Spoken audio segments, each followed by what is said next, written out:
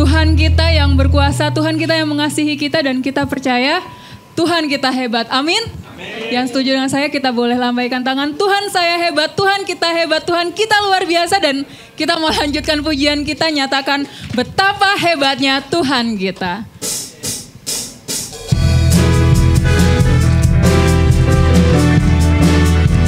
Dia Tuhan kita, Dia berkuasa di bumi, di surga, di hidup kita. Berkuasa di bumi, di surga, berkata dalam kemuliaan, Dialah Tuhan Allah kita, namanya berkuasa. Siap-siap ya, kita nyatakan bersama, betapa hebat, betapa kuat, dahsyatnya Allah kita. Dia berjaya atas semua perbuatannya. Betapa hebat, betapa kuat, dahsyatnya Allah kita. Dia ternama Yesus Raja segala raja. Nyatakan bersama, Tuhan Allah kita. Amin. Dia Tuhan Allah kita. Dia berkuasa bagi hidup kita. Dengan sukacita kita nyanyikan lagi ya. Berkuasa di bumi, di surga, berkata dalam kemuliaan, Dialah Tuhan Allah kita, namanya berkuasa, Dia membebas umatnya. Betapa hebat, betapa kuat, dahsyatnya Allah kita. Dia berjaya atas semua perbuatannya. Betapa hebat, betapa kuat, dahsyatnya Allah kita. Dia ternama Yesus Raja segala raja. Betapa hebat, betapa hebat, betapa kuat, dahsyatnya Allah kita. Dia berjaya atas semua perbuatannya. Dia Tuhan yang hebat, betapa Dia Tuhan yang kuat, betapa kuat, dahsyatnya Allah kita. Dia ternama Yesus Raja segala raja. Tuhan Allah kita. Dia Tuhan Allah kita yang dahsyat, Dia Tuhan Allah kita yang penuh kuasa, Dia Tuhan Allah kita yang mengasihi kita. Karena itu kita mau pujikan bersama ya. Nyatakan bahwa Tuhan itu hebat, nyatakan bahwa Tuhan itu penuh kuasa. Saudara, boleh kita angkat tangan kita di atas, kita tepuk tangan, kita nyanyikan refnya bareng-bareng ya. Betapa hebat, betapa kuat, dahsyatnya Allah kita. Nyatakan bahwa Tuhan Dia dahsyat dalam hidup kita. Atas semua perbuatannya. Dari hati kita yang terdalam nyatakan Dia Tuhan yang dahsyat, Dia Tuhan yang kuat, Dia Tuhan yang hebat. Dahsyatnya Allah kita. Dia Tuhan yang luar biasa. Dia ternama Yesus Raja segala raja.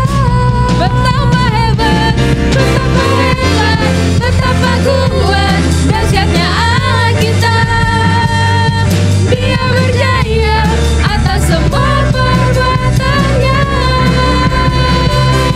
Betapa hebat, betapa kuat, dahsyatnya Allah kita.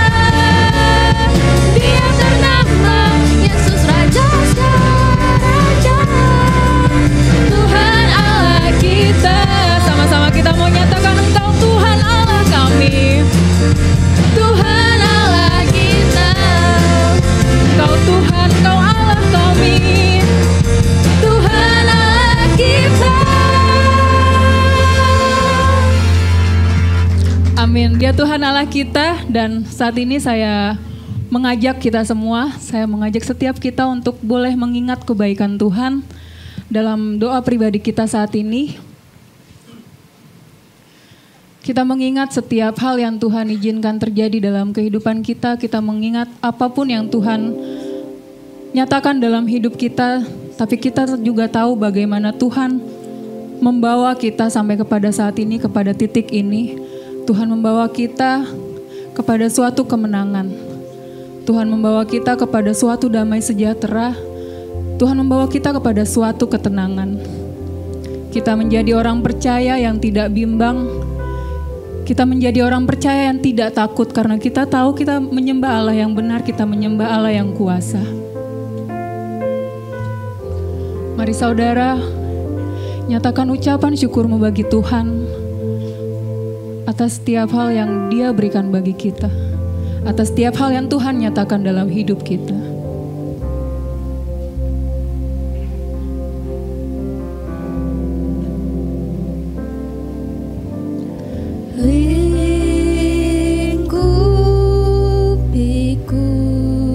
Tuhan yang melingkupi kita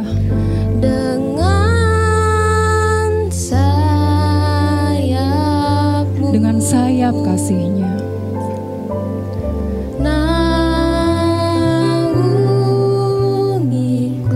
Kita yang merasakan setiap naungan Tuhan dengan kuasa-Mu. Kita tahu, kita percaya di saat badai bergerak, ku akan terbang bersama-Mu. Engkau Bapa kami, Engkau Allah kami, Kau Raja atas semesta. Ku tenang sebab Kau Allahku.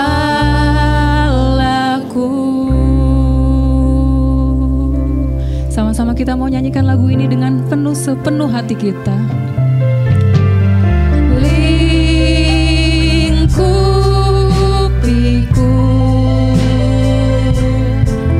dengan sayap-Mu,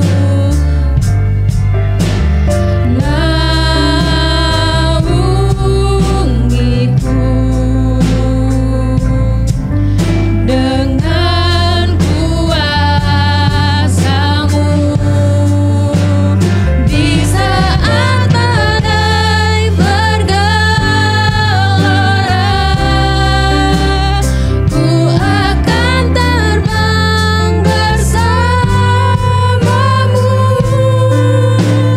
Bapa, Kau Raja atas semesta.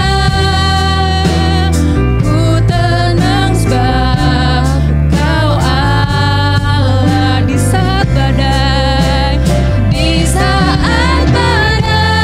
bergelora, ku akan terbang bersama-Mu. Bapa, Kau Raja atas semesta. Ku tenang sebab Kau Allah. Dengar seruan kami Tuhan, dengar pujian kami. Di saat badai bergelora, ku akan terbang bersama-Mu. Bapa, Kau Raja atas semesta. Ku tenang sebab Kau Allah. Di saat badai bergelora kami tenang Tuhan. Di saat badai bergelora, ku akan terbang bersama-Mu. Bapa, Kau Raja atas semesta. Ku tenang sebab Kau Allahku. Ku tenang sebab Kau Allahku. Saudara, kita berdoa untuk mendengarkan firman Tuhan. Bapa di surga, kami bersyukur bersyukur kami boleh beribadah pagi ini semua karena kebaikan Tuhan. Dan saatnya kami duduk diam di kaki Tuhan, ingin mendengarkan kebenaran firman Tuhan. Bolehlah kami dikuatkan oleh Engkau ketika badai datang ke arah kami tenang, sebab Allah beserta dengan kami. Bapak terima kasih, kami bersyukur yang berdoa dalam nama Tuhan Yesus, amin. Ini yang saya suka dengan gereja ini, kalau saya berdoa nggak perlu takut mimbar ada atau enggak. Habis berdoa mimbarnya ada gitu. Jadi luar biasa. Jadi enggak perlu takut akan apapun. Kalau tidak tersedia kita berdoa, habis berdoa sudah ada gitu. Nah, kita sudah belajar tentang iman, saudara, bahwa seringkali kita menganggap bahwa iman itu kita gunakan kalau kita berdoa, kita punya persoalan, dan dengan iman kita bisa bereskan itu semua. Tapi minggu lalu kita belajar bahwa kalau iman itu dipakai dalam banyak hal. Untuk mempertahankan iman kita, untuk mempertahankan kepercayaan kita, kita butuh iman. Sekalipun misalnya doa kita tidak dijawab oleh Tuhan, dan kita tetap setia kepada Tuhan, itu juga karena iman. Jadi saudara, kita belajar minggu lalu bahwa kalau saudara doanya tidak dijawab oleh Tuhan, belum tentu saudara tidak beriman. Begitu maksudnya. Tapi ketika saudara mengatakan doa saya tidak dijawab oleh Tuhan, saudara masih setia kepada Tuhan, itulah iman. Itulah iman. Tapi hari ini kita akan belajar satu hal, memang kalau ngomong kepada pendeta, biasanya pendeta coba dong kita bicara mengenai bagaimana kalau persoalan-persoalan datang ke dalam kehidupan kita. Bagaimana peran iman di situ? Ada persoalan, iman itu seperti apa? Hari ini kita akan belajar dari Matius pasal 14 ketika Petrus berjalan di atas air. Keren kan? Berjalan di atas air. Kita akan belajar, kita buka Alkitab kita buka Matius pasal 14 ayat 22 sampai 23. Saya ingin mengajak saudara untuk membaca semua bagian ini. Ya.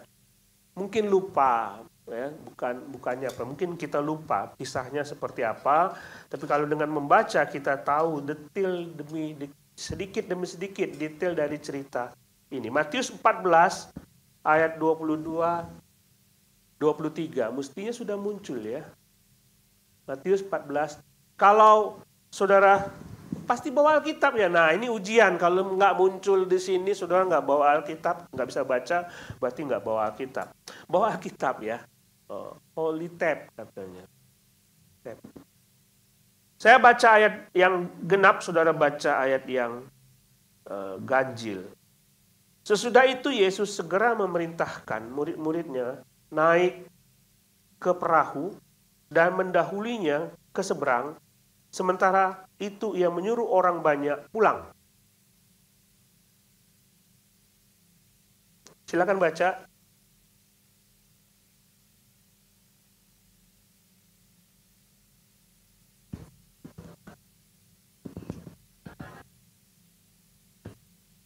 Perahu murid-muridnya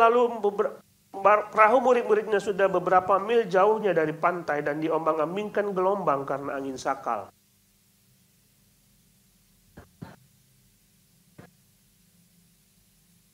Ketika murid-muridnya melihat dia berjalan di atas air, mereka terkejut dan berseru, "Itu hantu!" Lalu berteriak-teriak karena takut.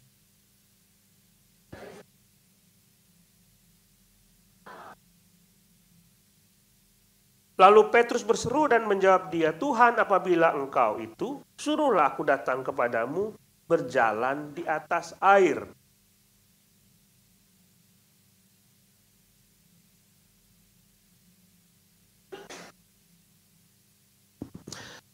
Tetapi ketika dirasakannya tiupan angin, takutlah ia dan mulai tenggelam lalu berteriak, "Tuhan, tolonglah aku."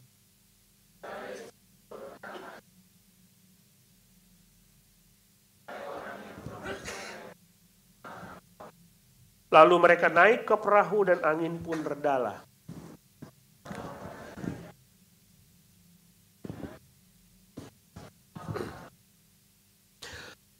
Oke, kalau saya tanya kepada kita, pasti saudara akan setuju dengan saya bahwa tidak ada di antara kita yang tidak pernah mengalami persoalan. Semua pasti mengalami persoalan. Semua pasti berhadapan dengan masalah. Nah, tapi respon orang terhadap persoalan itu berbeda-beda. Ada respon yang mengatakan bahwa kalau ada persoalan ya hindari. Udah, kita nggak usah terobos. Ya, kalau misalnya kita punya gereja dan kita mau merintis di sebuah tempat dan rasa-rasanya itu tidak mungkin, lalu kita berpikir kita nggak ada uang, itu masalah, lalu kita terobos. Kita tidak mau melewati itu. Demikian pula kalau saudara punya tantangan di hadapan ke depan, dan ketika saudara melewati depan saudara ada persoalan, biasanya saudara melenceng dan mengatakan, aku tidak mau menghadapi masalah itu. Kita lewati, dan respon kedua, kadang-kadang kita berhadapan dengan persoalan, lalu kita lihat ini terlalu besar. Kalau kita, misalnya kita punya bisnis lah ya, ini ada sebuah proyek besar, dan ketika saudara hitung-hitung, ini terlalu berat bagi saya, masalahnya terlalu besar. Udah, saya nggak mau, saya ambil yang lebih kecil saja. Biasanya seperti itu. Kalau misalnya saudara bekerja, ditantang, apakah mau sekarang jabatanmu naik menjadi manajer? Dan saudara lihat, kayaknya nggak mungkin. Saya ngambil yang kecil saja. Nah, biasanya begitu, dihadapkan kepada sebuah tantangan, kita menghindar dan kita pilih yang lebih kecil. Orang-orang biasanya begitu. Tapi ada juga orang yang mengatakan, ada persoalan, aku nggak peduli, aku pasti bisa. Apapun itu, sebesar apapun, aku bisa hadapi. Ini 3 respon yang bisa saudara lihat dalam chat di atas di depan. Tapi ada juga orang yang begini. Ada persoalan, dia jawab dengan persoalan. Ada, saya punya hutang banyak, besar, dan tidak bisa saya bayar. Apa yang saya lakukan? Saya pinjam utang lagi, saya tutup. Ada persoalan baru. Kadang-kadang orang berpikir seperti itu. Ya, orang berpikir seperti itu. Nah, kita akan melihat iman ketika kita menghadapi persoalan. Yang mana yang harus kita ambil, yang mana harus kita tolak. Yang mana yang harus kita hadapi, yang mana harus kita hindari. Nah, sebagai anak Tuhan, kita tidak bisa lepas dari persoalan. Baru lepas satu, muncul yang lain. Tapi biasanya orang Kristen, kita punya iman, Pak. Biasanya begitu kan? Bisa, Pak, bisa. Dasarnya apa tapi? Kembali dasarnya apa? Tetapi coba kalau kita perhatikan dalam kitab suci, ada persoalan yang besar yang dihadapi oleh orang Israel, dan semua orang takut, termasuk raja yang seharusnya memberikan kekuatan kepada rakyatnya, berada dalam ketakutan. Saudara tahu ketika Goliat datang, Saul, raja yang harusnya memberikan keberanian kepada rakyatnya, takut dan gemetar. Nggak mungkin saya bisa melawan raksasa begitu besar. Tapi kita melihat Daniel mengatakan, kau bawa pedang, bawa tongkat, bawa lembing, aku datang dalam nama Tuhan. Itu iman. Daud yang kecil itu berani mengalahkan Goliat. Itu iman. Kemudian kita kenal dengan Ratu Esther. Israel sedang berada di dalam ancaman. Suku bangsa itu berada di dalam ancaman ketika Mordekai, ketika Haman, dan seluruh orang-orangnya berencana untuk membinasakan orang Israel. Orang-orang Yehuda. Esther maju dan berdoa kepada Tuhan. Dia berpuasa dan tidak ada yang tidak mungkin melalui doa. Israel aman. Siapa yang tidak kenal Musa? Di depan ada laut, Di belakang ada tentara Mesir. Seolah-olah tidak ada jalan keluar. Tetapi bersama dengan Tuhan, dia bisa melewati itu semua. Dan kita mau kayak gitu kan? Kita pasti bisa sampai tanah Kanaan, kata Musa. Tapi di depan kita ada masalah. Apa kita balik saja ke Mesir? Kita nyerah saja? Tapi tidak yang terjadi dengan mereka. Tuhan buat mujizat sehingga apa yang mustahil itu menjadi nyata. Nah, kita lihat cerita-cerita itu dan mudah sekali bagi kita. Amin, amin Tuhan. Tuhan pasti tolong saya.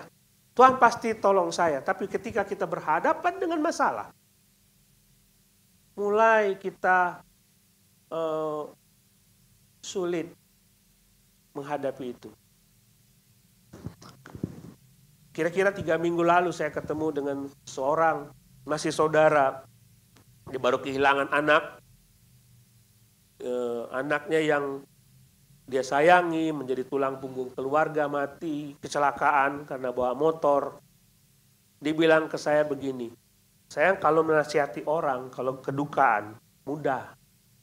Sekarang saya sendiri yang mengalami dan saya suka untuk dihiburkan. Ketika kita mengalami persoalan, mudah kita untuk katakan itu. Dan bahwa Tuhan akan menolong kita. Tapi waktu kita hadapi dan persoalan itu besar, malah kita mulai takut. Kita mulai dengan rasa ketakutan. Kisah Yesus berjalan Petrus berjalan di atas air, Yesus berjalan di atas air ini, dimulai dari sebuah kisah yang besar juga, sebuah mujizat. Dimulai dengan sebuah mujizat. Sebelumnya Yesus memberi makan 5.000 orang. Jadi Yesus bilang, kamu harus mesti memberi mereka makan. Bagaimana mungkin memberi makan 5.000 orang? Itu cuma laki-laki, saudara. Jadi kalau tambah perempuan itu kira-kira 10.000 orang. Tiba-tiba saudara muncul nih, kalau misalnya kita ada 300 orang, mau cari makan 300 saja kita repot di sini. Kita bisa beli, tapi kita juga repot. Tapi pada saat itu tidak ada jualan apa-apa, tidak ada fast food, tidak ada e-commerce yang kita bisa klik, beli 5.000 orang. Saya pikir semua restoran pasti akan kelabakan. Tapi Yesus bilang kamu mesti memberi mereka makan. Itu impossible. Nggak ada makanan. Lalu ada seorang anak bawa 5 roti dan 2 ekor ikan. Jadilah mereka makan semua, kira-kira 10.000 orang. Mereka makan semua, sisa 12 bakul. Murid-murid menyaksikan itu. Menyaksikan itu. Jadi ketika mereka dapat makan, dan murid-murid melihat Yesus membuat makanan begitu banyak, seharusnya menjadi pengalaman bagi mereka bahwa ketika ada persoalan Yesus bisa selesaikan. Jadi pengalaman bagi mereka. Dan kali ini Yesus bilang kepada mereka, kamu pergi menyeberang ke laut, pergilah sendiri. Aku mau naik ke atas bukit dan berdoa. Nah, kali ini ujian. Kamu kalau di Kana, lihat ada orang berada dalam persoalan kehabisan anggur, Yesus ada di situ. Sekarang Yesus tidak ada. Kamu perlu memberi makan 5.000 orang. Yesus tinggal ngomong sama Yesus, coba buat makanan banyak. Tapi ketika mereka harus pergi, meninggalkan daratan, naik ke atas perahu, dan menyeberang ke sana, ada gelombang ujian bagi mereka sendiri. Yesus tidak hadir di situ. Ujian tersendiri bagi mereka dan Yesus tidak hadir. Mereka itu sebenarnya pernah satu perahu dengan Yesus. Matius pasal 8 diceritakan mereka satu perahu dengan Yesus. Yesus ada gelombang yang besar dan mereka mengatakan celaka kami hampir mati. Dan mereka membuang air. Tapi waktu itu ada Yesus tidur di perahu dan tinggal dibangun. Yesus bangun, buru-buru bangun. Kita mau celaka. Yesus bilang tenang, ombak tenang, ombak tenang. Itu ada Yesus. Kali ini nggak ada. Mungkin ombaknya tidak besar. Ombaknya tidak besar. Tapi mereka kali ini diperhadapkan dengan kesulitan mereka sendiri. Masihkah mereka percaya bahwa Yesus bisa menyelesaikan persoalan mereka? Sekalipun Yesus tidak hadir secara fisik. Nah, pertanyaannya adalah, waktu mereka menyeberang, mereka tahu ada resiko bahwa akan ada angin topan, angin badai, dan segala macam itu. Pertanyaannya adalah, apakah mereka sadar Yesus tahu mereka sedang berada dalam persoalan? Apakah mereka, oh Yesus tidak ada, dia tidak tahu. Kalau saudara melihat dalam Markus juga mencatat peristiwa ini, dikatakan Yesus melihat bahwa mereka bersusah payah mendayung perahu mereka. Mereka bersusah payah dan tanpa meminta pertolongan dari Tuhan. Tanpa minta pertolongan dari Tuhan. Bisa, mestinya mereka begini, Tuhan, walau saya tahu Engkau tidak hadir secara fisik, saya tahu Engkau tidak ada dan kami tidak melihat Engkau secara kasat mata, tapi saya tahu siapa Engkau dan Engkau sanggup untuk membereskan persoalan ini. Masih ingatkah saudara kepada seorang yang mengatakan kepada Yesus, Yesus nggak usah pergi ke rumahku, susah. Aku seorang tentara, aku punya bawahan. Suruh saja penyakit itu pergi tanpa kehadiranmu secara fisik. Luar biasa kan? Kok murid-murid nggak ada yang kayak gitu? Lalu mereka berusaha mendayung, membereskan semua. Ayo, Yesus suruh kita ke seberang. Ayo, kita berusaha untuk mendayung, membereskan masalah ini sendirian. Tanpa melibatkan Yesus. Mereka kesulitan. Kadang-kadang gitu, pengetahuan gitu. Kita berhadapan dengan persoalan, dan kita pikir secara logika, kita bilang, ini mah kecil. Tanpa Yesus, aku bisa. Hikmat kita itu berbeda dengan Tuhan. Apa yang kita pikir kecil, mungkin besar di belakang, di depannya. Jadi jangan pernah tidak melibatkan Tuhan di dalam persoalanmu. Minta tolong Dia. Tanpa Tuhan, kita tidak mungkin membereskan semuanya itu. Besar atau kecil persoalan saudara, libatkan Tuhan. Libatkan Tuhan. Ikut Dia dalam apapun yang kita alami. Berdoa kepada Tuhan. Biasanya kalau ada persoalan, mulailah otak kita berpikir, ini gimana ya caranya ya? Kenapa tidak berhenti sebentar dan berdoa? Tolong Tuhan, bacalah Alkitab, dan Dia akan memberikan kepada saudara pencerahan apa yang harus saudara lakukan. Libatkan Tuhan sekecil apapun. Jangan anggap dirimu pandai. Jangan anggap dirimu pandai. Lihat orang Joshua ketika ingin mengalahkan Ai. Kecil itu kota. Nggak usahlah. Kita pergi aja langsung dengan dikitnya orang. Pergilah dia. Apa yang terjadi? Alah. Jangan pernah tidak melibatkan Tuhan di dalam persoalan. Nah, ketika mereka berada dalam kesulitan itu, Yesus tiba-tiba muncul. Ini luar biasanya Tuhan kita ya. Kita berada dalam kesulitan, Yesus muncul. Dan menghampiri mereka. Semula mereka kira itu hantu, nggak mungkin berjalan di atas air. Itu hantu. Saya ingin mengajak saudara melihat apa yang dikatakan oleh Yesus. Ketika murid-muridnya melihat Dia berjalan di atas air, mereka terkejut dan berseru, itu hantu. Lalu berteriak-teriak karena takut. Lihat ayat 21. Tetapi Segera Yesus berkata kepada mereka, tenang, aku ini. Perhatikan kata aku ini. Kata itu, kata yang sama yang diucapkan oleh Yesus ketika dia mengatakan kepada orang ahli Taurat, sebelum Abraham ada, ego eimi, aku ada.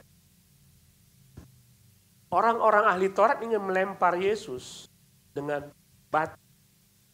Bukan karena Yesus menyombongkan diri, bukan.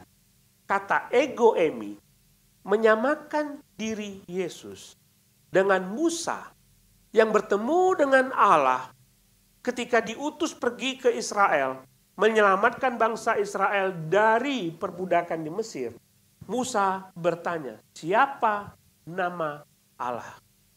Dan Yesus menjawab dalam bahasa Yunani, ego eimi. Luar biasa kan? Luar biasa. Jadi Yesus menyamakan dirinya dengan Yahweh itu. Jadi jangan takut. Tuhan yang Maha Kuasa itu, yang dulu hadir, yang sekarang hadir, yang besok akan hadir, ada bersama-sama dengan kamu saat ini. Itu maksud Tuhan ketika dia mengatakan jangan takut. Aku akan selalu dan selalu bersama dengan engkau. Tidak perlu takut. Bukankah kata-kata ini seharusnya membuat kita terhibur waktu kita dalam persoalan? Sudah menghadapi masalah, saudara menangis. Setiap hari Yesus datang. Hei, jangan takut. Aku ada di sini. Aku hadir bersama dengan kamu. Lihat, aku datang menghampirimu di tengah kesulitan kamu. Bukankah itu menghibur, saudara? Yesus tidak pernah meninggalkan saudara berada dalam kesulitan sendiri. Menghadapi apapun sendiri. Tidak pernah. Seperti janji dia. Apalagi saudara adalah anak-anak Tuhan. Tidak pernah. Kadangkala kalau kita punya anak, kita biarkan dia menghadapi persoalannya sendiri. Nah, ada PR, kerjakan sendiri. Semua kerjakan, tetapi tetap saja kita pantau. Benar nggak? Bereskan ini, tetap saja kita pantau. Tapi ketika mereka dalam kesulitan, kita turun tangan. Bapa kita itu lebih daripada itu. Dia datang dan ingin membereskan persoalanmu. Nah, dari sekian banyak murid, ini Petrus. Saudara tahu Petrus orangnya gerasa gerusu. Ya, gerasa gerusu itu apa? Ya, pengen cepet-cepet lah. Dia penakut. Ketika dia mengkhianati Yesus, dia takut. Tapi kali ini cuma dia yang bilang, Tuhan, apabila engkau itu, biarlah aku juga berjalan di atas air. Nah, coba bayangin. Nggak ada murid yang berani kayak gitu. Kalau saudara berada dalam perahu saat itu, berani nggak ngomong gitu? Ayo. Gini. Di atas kan ada kolam. Ya. Nah, jadi saudara melangkah aja ke dalam air kolam. Berdiri. Melangkah. Berani nggak? Itu aja saudara pasti takut. Nanti tenggelam. Ini di tengah malam. Gelap. Dalam laut. Ada ombak. Melangkah keluar. Berani nggak? Petrus berani. Kenapa? Kalau dia lihat ada Tuhan di sana, berjalan di atas air, itu mujizat yang luar biasa menurut Petrus. Aku juga ingin merasakan mujizat itu. Tuhan, biar aku merasakan mujizat itu. Aku mau berjalan bersama-sama dengan engkau di dalam persoalan itu. Pasti aku bisa Tapi begini saudara, mujizat itu terjadi ketika Petrus keluar dari perahu. Dia nggak bisa berada dalam perahu lalu ngomong, lihat mujizat, aku berdiri. Bisa nggak? Nggak bisa. Mujizat itu terjadi ketika dia melangkah keluar dari perahu dan mulai menginjak air dan dia mulai berjalan. Itu terjadi mujizat. Cuma Petrus yang bisa merasakan itu. 11 murid lain tidak merasakan itu. Kenapa murid-murid lain nggak berani? Karena mereka berpikir, aku bisa di atas air kalau aku berada di dalam perahu. Aku tidak bisa di atas air kalau tanpa perahu. Saya ambil contoh begini. Saudara bisa makan tiap hari, mujizat bukan? Halo? Mujizat, Pak. Tapi kalau saudara punya uang jutaan, bisa makan tiap hari, mujizat bukan? Mujizat mana? Saudara tidak punya uang sama sekali, saudara bisa makan seminggu. Dengan saudara punya uang 50 juta, saudara bisa makan seminggu. Yang mana disebut mujizat? Hah? Kurang jelas. Nggak punya uang tapi ada makan. Mujizat ya. Tuhan, aku mau makan. Ada piring kosong. Aku mau makan Tuhan. Terima kasih untuk makanan ini. Amin. Ada makanan. Kayak saya tadi berdoa, Tuhan aku mau khotbah. Aku nggak tahu deh. Pokoknya amin ada. Ada mimbar gitu loh. Kita nggak punya makan, tiba-tiba ada makanan. Mujizat itu bukan? Nggak usah beli, nggak keluar duit, ada mujizat. Saudara, mujizat itu terjadi kalau saudara melepaskan ketergantungan saudara kepada yang lain dan mulai bergantung sepenuhnya kepada Yesus. Murid-murid 11 itu bergantung sepenuhnya kepada perahu. Itu bukan mujizat. Petrus melepaskan ketergantungannya dari perahu dan mulai berjalan. Dan terjadilah mujizat. Lepaskan ketergantungan saudara kepada kemampuanmu sendiri dan mulai menyerahkan kepada Tuhan. Biar persoalan itu bisa jalan. Bisa terjadi mujizat-mujizat yang akan saudara alami. Nah, tapi gini, kenapa itu bisa terjadi? Kita lihat konfirmasi dari Yesus. Kan Petrus ngomong begini, Tuhan, bila benar engkau itu, biarlah aku juga berjalan di atas air. Dan Yesus menjawab, datanglah. Berdasarkan konfirmasi dari Tuhan, maka Petrus mulai melangkah. Kalau Tuhan bilang tidak, dia melangkah tidak? Dia tidak akan melangkah. Jadi saudara, mujizat itu konfirmasi sesuai dengan apa kata Tuhan. Jadi kalau Tuhan mengatakan sesuatu, turutilah sekalipun itu tidak masuk akal. Turuti saja perkataan Tuhan dan dia mulai berjalan. Saudara ingat Gideon. Gideon dipilih oleh Tuhan untuk mengalahkan puluhan ribu orang Midian. Lalu Tuhan, dia kumpulkan semua bangsa. Puluhan ribu juga yang datang kepada Gideon untuk mengalahkan orang Midian. Lalu Tuhan bilang, no. Kebanyakan. Setelah dipilih-pilih, muncul 300 orang. Dengan 300 ini, kamu akan mengalahkan puluhan ribu orang Midian. Gideon percaya nggak? Percaya dia. Dia bawa 300 orang. Kalau kita punya pikiran, hitung di atas kertas, nggak mungkin bisa jalan. Tapi ada konfirmasi dari Allah, dengan 300 ini, aku akan mengalahkan orang Midian. Jalan. Kalau saudara dengar suara Tuhan, Dan Tuhan mengatakan, maju, jalan, maju aja. Ada konfirmasi dari Tuhan. Petrus tidak menangkap ikan semalaman. Dia tahu ini bukan musim yang bagus untuk menangkap ikan. Semua nelayan tidak dapat ikan. Tapi Yesus mengatakan, anak-anak, aku sudah tidak bisa menangkap ikan, Tuhan. Tebarkanlah jalamu. Karena engkau yang suruh, Guru. Baik, aku akan menebarkan. Karena engkau yang suruh, aku taat.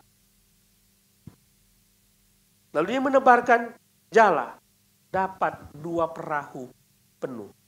Ini mujizat, kata Petrus. Dia mulai meninggalkan semuanya. Dan mujizat itu terjadi ketika saudara mendengar suara Tuhan dan mulai melangkah, sekalipun itu mustahil. Jadi saya mengajak saudara begini deh.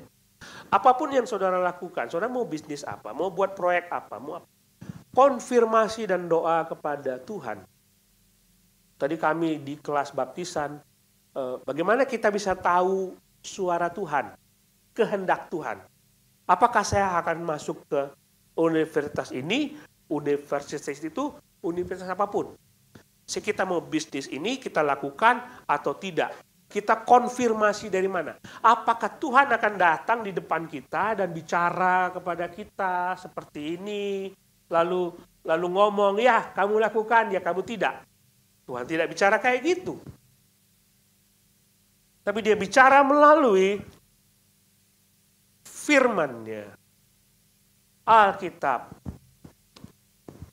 Dia bicara melalui Alkitab.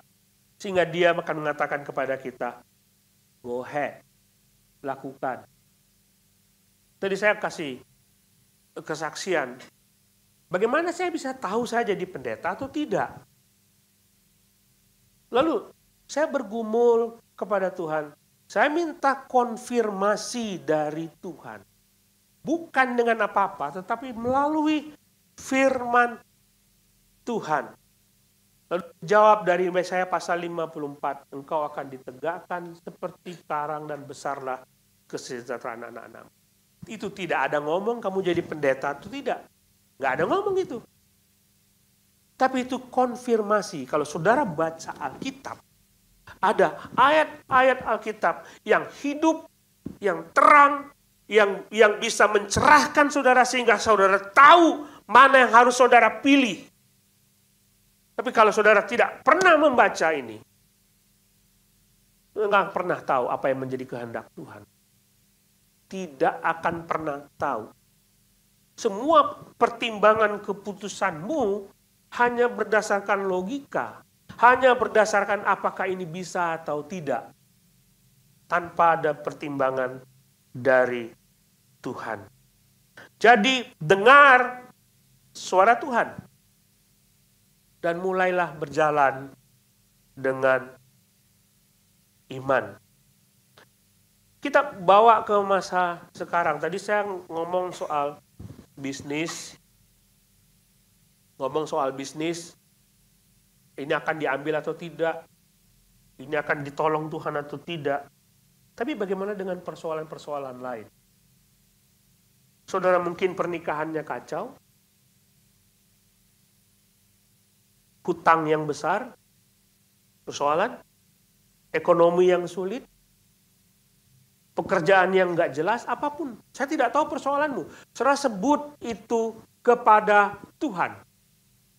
Sebut itu kepada Tuhan dan tanya kepada Tuhan bagaimana memecahkan semua persoalan itu. Duduk diam. Tuhan, aku punya masalah.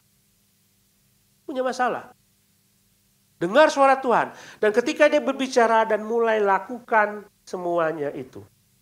Dulu saya pernah dipanggil oleh seseorang untuk membereskan pernikahan mereka. Dulu lama sekali, saya belum di sini. Saya datang, saya akan berdasarkan firman Tuhan. Apa yang harus dilakukan? Itu tanya kepada Tuhan, Kira-kira masalahnya apa dan bagaimana cara menyelesaikan persoalan itu. Nah, sebagai pendeta, saya harus baca Alkitab. Saya harus tanya kepada Tuhan, bagaimana Tuhan saya menyelesaikan persoalan orang ini. Jadi saya sarankan sesuai dengan apa yang Tuhan katakan. Mereka tidak mau dengar. Menurut logika saya, Pak, nggak mungkin saya gabung sama dia lagi. Menurut pikiran saya udah bertahun-tahun sama-sama dengan dia tidak akan pernah berubah. Menurut pengamatan saya, Pak, mustahil kami bisa beres. Tuhan bilang, kamu udah berbagai macam cara bereskan itu, dengan logika dan hikmat kamu, dan gak beres. Tuhan ada solusi, mau jalan atau tidak. Dan dia gak mau. Ya nggak ada penyelesaian. Kacau hidupnya. Apapun persoalanmu, tanya kepada Tuhan, berlutut kepada Tuhan, dia pasti jawab dan dia pasti akan bereskan. Kita punya rencana kan tahun depan ya. Kita mau buat program tahun depan. Dan kalau dipikir dengan hikmat kita bisa susun semua rencana itu dengan cara kita. Bisa nggak? Bisa. Tapi kita tidak mau seperti itu. Kita mau Tuhan yang bicara kepada kita. Tuhan, tahun depan kami harus melakukan apa? Makanya nanti saudara siap-siap dapat WA. Saya mengajak saudara berpuasa dan berdoa. Supaya Tuhan berkata kepada kita apa yang harus kita lakukan tahun depan. Ikut ya. Nggak puasa Esther lah 3 hari 3 malam nggak makan. Oh enggak ya? Kelamaan ya. Kita ikut puasa nanti. Oke. Nah, ayat 30 Matius pasal 14 berkata, tetapi ketika dirasanya tiupan angin. Ini dia jalan loh, Petrus loh. Udah keluar perahu, udah merasakan mujizat. Ya kan? Tetapi ketika dirasanya tiupan angin, takutlah ia dan mulai tenggelam lalu berteriak, Tuhan tolonglah aku.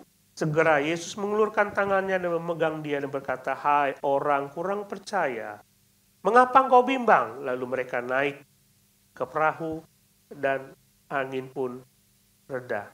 Petrus mulai berjalan itu. Udah berapa meter? Udah jelas. Dia kan tidak bisa lihat. Itu hantu atau Tuhan. Pasti cukup jauh lah Yesus itu. Dan Petrus mulai berjalan. Dan saya rasa langkah demi langkah dia merasakan mujizat Tuhan. Tapi saudara tahu, ayat yang ke-32, mereka naik ke perahu dan angin pun reda. Jadi pada waktu dia jalan, angin belum reda. Badai belum reda.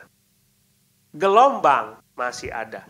Tapi dia berjalan, dia melewati masalah itu dengan mujizat dari Tuhan. Tapi belum ada penyelesaian. Angin belum reda. Jadi Petrus berjalan di laut yang bergelombang dan berombak. Masalah belum selesai. Dia berjalan, tapi dengan iman dia berjalan. Lihat, masalahnya ada, tapi bisa diatasi. Gelombang ada, masih bisa diatasi. Kalau sudah bisa berjalan di atas air, apalah artinya gelombang itu? Benar nggak? Benar nggak? Nggak ada masalah kan? Apakah artinya? Nggak ada artinya itu gelombang. Kalau day by day kita, sedikit demi sedikit persoalan mulai dibereskan oleh Tuhan karena kita berjalan dengan iman. Dan persoalan masih ada. Tapi day by day kita sudah merasakan mujizat itu. Saudara pasti yakin besok kalau ada persoalan aku pasti bisa bereskan. Benar gak kayak gitu? Kalau aku masih bisa bertahan sekarang Tuhan, apapun nanti yang terjadi dihadapi, aku pasti bisa berjalan. Benar gak? Benar. Tapi dia ada tiupan angin, dia mulai tenggelam. Takut dan bimbang. Saudara, tidak akan pernah selesai persoalan kita. Tapi ketika saudara beriman kepada Tuhan dan tidak bimbang, apapun persoalan itu bukan masalah. Tapi kalau ketika saudara mulai bimbang, seperti Petrus, saudara mulai tenggelam. Enggak ada lagi mujizat. Tidak lagi percaya kepada Tuhan. Hanya melihat persoalan saja dan tidak melihat kepada Tuhan. Kata bimbang itu adalah kata yang menunjukkan orang sedang berjalan, lalu jalannya punya dua cabang. Dia sedang bersimpangan, saya mau ke kiri atau ke kanan. Dia sulit untuk memutuskan ke kiri atau ke kanan. Itu bimbang. Kalau dari sisi Petrus, dia sulit sekali untuk fokus kepada Tuhan dan atau fokus kepada masalah. Dia bimbang. Seharusnya dia percaya kepada Tuhan, tapi perhatiannya ditujukan kepada yang lain dan mulai tidak percaya kepada Tuhan. Kata kurang iman, hai kamu yang kurang iman. Kamu yang imannya kecil. Ini bukan untuk menunjukkan apa keadaan Petrus, tapi itu julukan kamu kurang iman. Kata kurang iman itu digunakan oleh Yesus ketika Yesus khotbah di bukit dan mengatakan, hai, bukankah Tuhan memelihara burung-burung di udara dan mendandani bunga bakung di ladang? Bukankah dia akan memelihara hidupmu, hai orang-orang yang kurang iman? Kita bukannya masalahnya nggak punya iman. Kita kurang iman. Tapi kata kurang iman itu dikaitkan oleh Yesus dengan kekhawatiran. Mulai kita takut, kita ragu, masalah ini selesai atau tidak. Atau kita bersandar kepada Tuhan bahwa masalah kita pasti akan selesai. Di tengah jalan, tidak perlu takut dan tidak perlu bimbang. Tetap percaya kepada Yesus. Ketika saudara mengalami sebuah persoalan yang besar, bisa saudara hadapi, saudara tidak akan pernah takut ketika gelombang masalah itu muncul di depan saudara. Seharusnya bangsa Israel tidak perlu takut. Ketika mereka melihat laut Tebrau terbelah jadi dua, apa yang tidak bisa Tuhan lakukan? Laut aja terbelah jadi dua. Seharusnya kalau kita ngomong, kita nggak punya makan. Tuhan, Engkau bisa buat laut Tebrau terbelah jadi dua. Engkau bisa kasih aku makan. Kecil bagi Tuhan itu. Tuhan bisa kasih makan 5.000 orang. Dalam satu keluarga saudara berapa orang? 4 orang? 5 orang? Kecil bagi Tuhan itu. Kalau hal yang besar, bisa saudara harap hal-hal yang lain. Saudara bisa. Jadi begini, saudara. Saudara mau mengalami mujizat dari Tuhan nggak? Mau nggak? Ah iya. Lepas keluar dari ketergantungan kepada diri sendiri dan mulai bergantung kepada Tuhan, maka mujizat itu akan terjadi bagi saudara. Tidak masalah, apapun itu. Tuhan bisa handle. Dan sekarang saudara tinggal saudara bergantung. Doa kepada Tuhan. Jangan pernah jadi khotbah hari ini. Kalau saudara ada persoalan, saudara terus libatkan Tuhan. Tanya kepada Tuhan. Ada waktu dia yang terbaik. Kemarin kita cerita, Abraham dipanggil Tuhan keluar dari Ur Kasdim Di Haran dia cerita, Tuhan ngomong begini, aku akan membuat engkau bangsa besar. Umur berapa dia keluar dari Haran? Berapa? Yang kemarin hadir, umur berapa dia keluar dari Haran? Nah, yang nggak hadir nggak tahu. Jadi mesti hadir di Bible Study. 75 keluar dari Haran. Tuhan janji dia akan jadi bangsa yang besar. Umur berapa Ishak lahir? 100 tahun. 25 tahun dia berada dalam persoalan besar. Dia pernah bimbang. Tapi Tuhan tetap jawab. 25 tahun Tuhan jawab. Dan Tuhan mengatakan, you Abraham, you orang benar. Tuhan berada dalam penantian? Don't worry. Tuhan tetap dalam schedule untuk memberikan saudara mujizat. Amin. Mari kita berdoa. Silakan saudara berdoa dalam hati saudara dan sambil menceritakan apa yang saudara alami kepada Tuhan.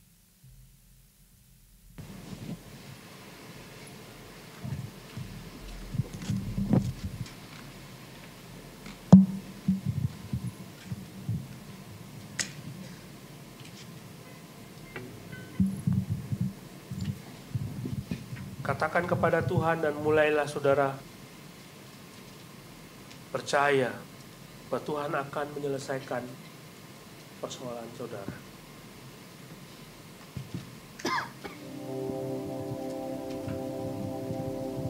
Bapa di surga, Bapa yang mengasihi kami bersyukur kepadamu, Kau menghibur kami saat ini, Kau memberikan kekuatan kepada kami.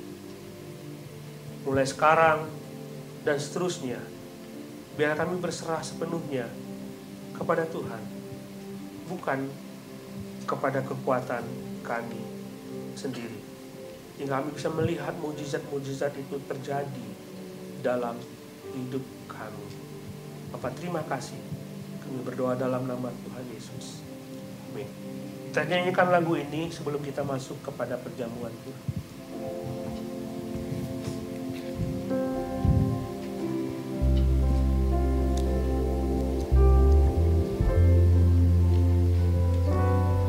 Mujizat ketika kita berserah kepada Tuhan.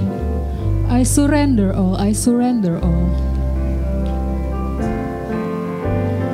I surrender all. I surrender all. All to Thee, my blessed Savior, I surrender. Mari nyatakan penyerahan hidup kita.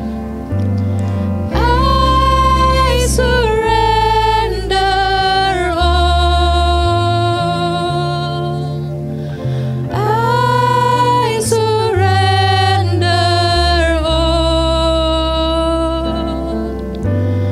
All to Thee, my blessed Savior, I surrender all. Saudara, mari kita bangkit berdiri.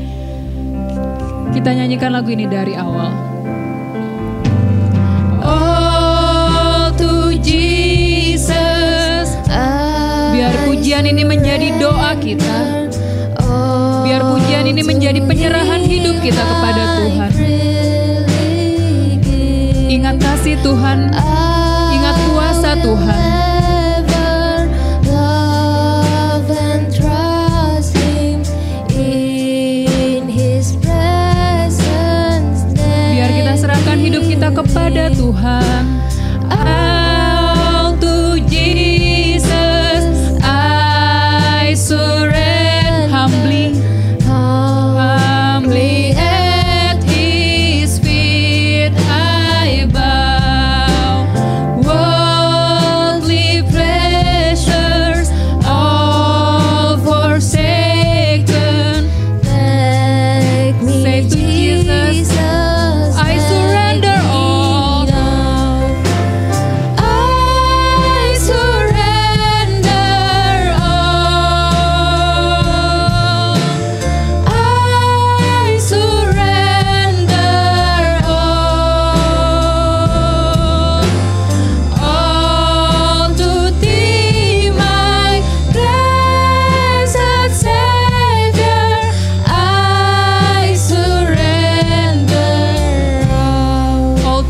Jesus our life, all to Jesus we surrender. All to Jesus I surrender. Make me Savior, holy time. May Thy Holy Spirit fill me. May I know Thy power divine. I surrender all. Let us surrender to Him. I surrender. Ini hidup kami Tuhan berserah kepadamu. All to Jesus, blessed Savior, I surrender. I surrender all. I surrender. I surrender all. I surrender. I surrender All to Thee, my blessed Savior, I surrender. Dengar pujian kami Tuhan, kami serahkan hidup kami. I surrender all. I surrender all to Thee, my blessed Savior, I surrender all. Silakan duduk saudara yang dikasihi Tuhan. Kita akan memulai perjamuan kita. Silakan saudara yang belum punya ini. Ada? Silakan kasih. Ada lagi yang belum punya? Ada lagi? Semua udah, kita akan bisa mulai perjamuan Tuhan kita hari ini. Ada banyak tanggapan mengenai perjamuan Tuhan tentang roti dan anggur. Ada yang mengatakan roti ini atau hosti ini ketika kita makan masuk dalam tubuh kita menjadi daging. Anggapan itu tidak benar. Karena ketika Tuhan mengatakan, memberikan perintah kepada kita untuk melakukan perjamuan Tuhan, Dia mengatakan ini hanya sebuah peringatan. Kita melakukan ini sampai Tuhan datang kedua kali mengenang apa yang Dia lakukan di atas kayu salib supaya kita diselamatkan. Kita akan berdoa sebelum kita memulai perjamuan Tuhan. Pastor Alex akan maju ke depan dan berdoa.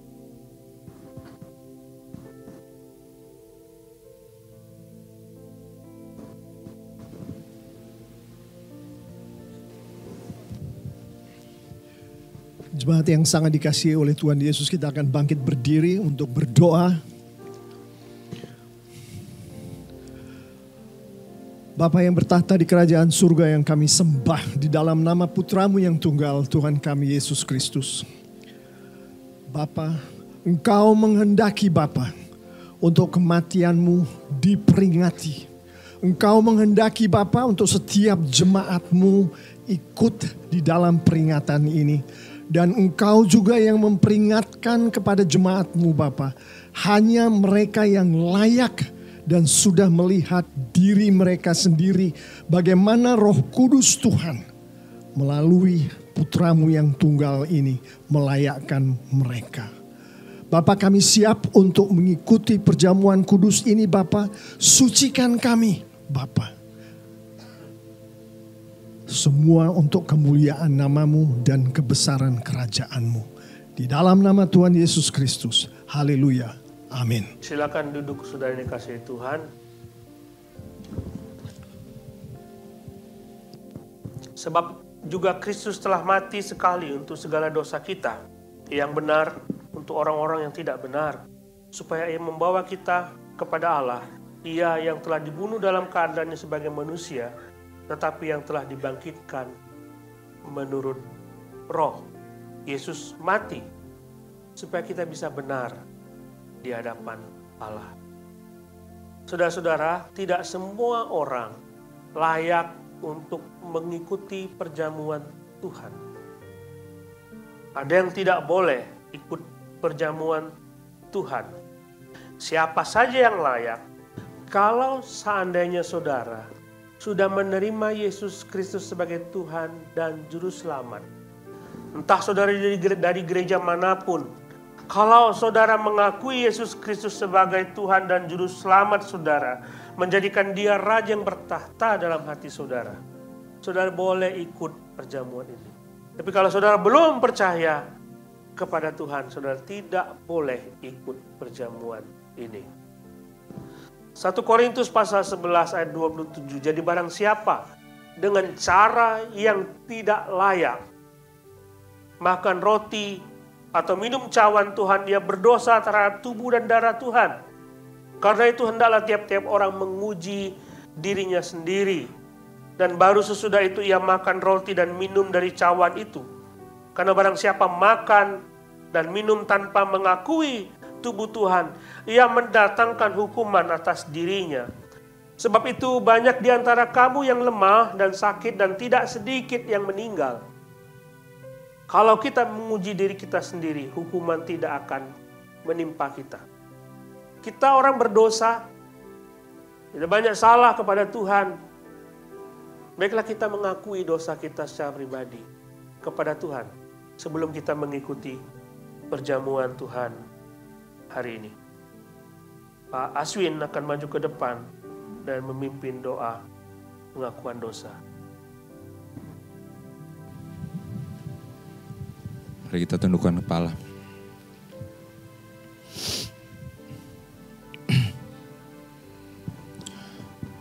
Bapak, kami mengucap syukur Bapak pada siang hari ini, bila kami masih memiliki kesempatan untuk mengingat kembali pengorbanan-Mu atas kami Bapak. Dan biarlah siang hari ini Bapak,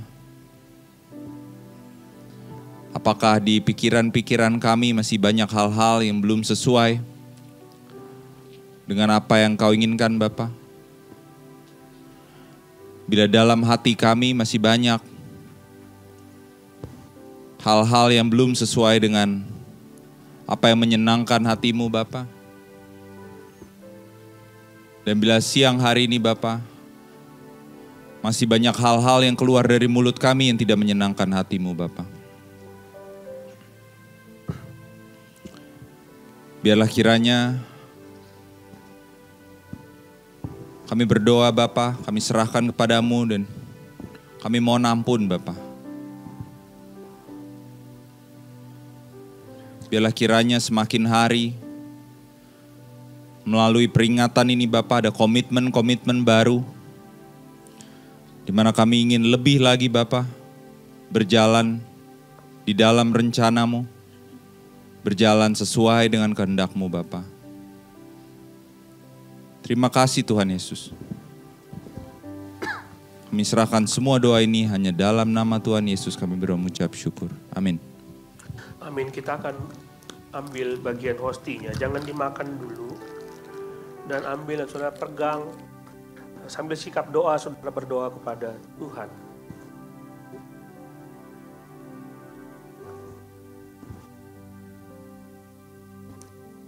Karena waktu kita masih lemah, Kristus telah mati untuk kita orang-orang durhaka pada waktu yang ditentukan oleh Allah. Sebab tidak mudah seorang mau mati untuk orang benar. Tapi mungkin untuk orang baik. Ada orang yang berani mati. Akan tetapi Allah menunjukkan kasih-Nya kepada kita.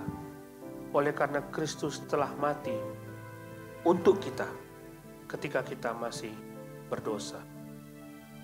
Lalu Ia mengambil roti, mengucap syukur, memecah-mecahkannya dan memberikannya kepada mereka, katanya, inilah tubuhku yang diserahkan bagimu, perbuatlah ini peringatan akan aku. Sambil melayani dalam nama Tuhan, Saya memberikan roti ini sebagai lambang tubuhnya yang diberikan kepada saudara semua. Mari kita makan.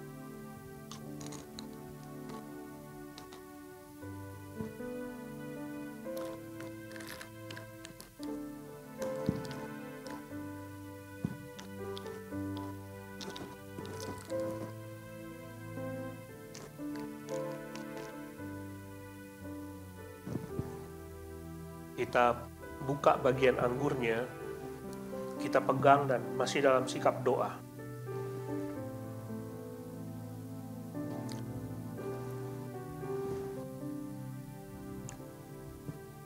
Lebih-lebih karena kita sekarang telah dibenarkan oleh darahnya, kita pasti diselamatkan dari murka Allah.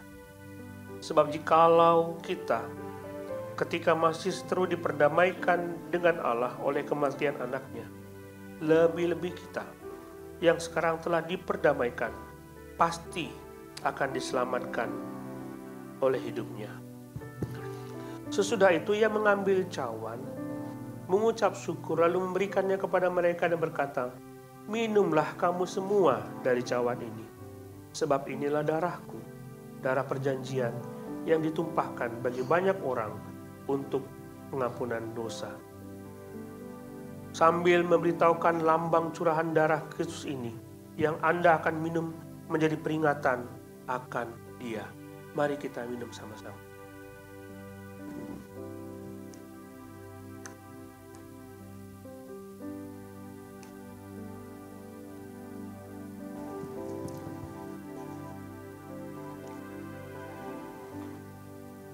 Bapa, apa yang Kau perintahkan kepada kami untuk kami lakukan, telah kami lakukan hari ini. Kami mensyukuri kematian Tuhan Yesus di atas kayu salib menebus dosa kami. Dan biarlah kami selalu membawa kematian itu di dalam hidup kami sehari-hari, sambil kami menceritakan kebaikan Tuhan, kasih Tuhan yang tercurah di salib itu kepada semua orang di sekitar kami. Kami bersyukur dan berdoa dalam nama Tuhan Yesus. Amin.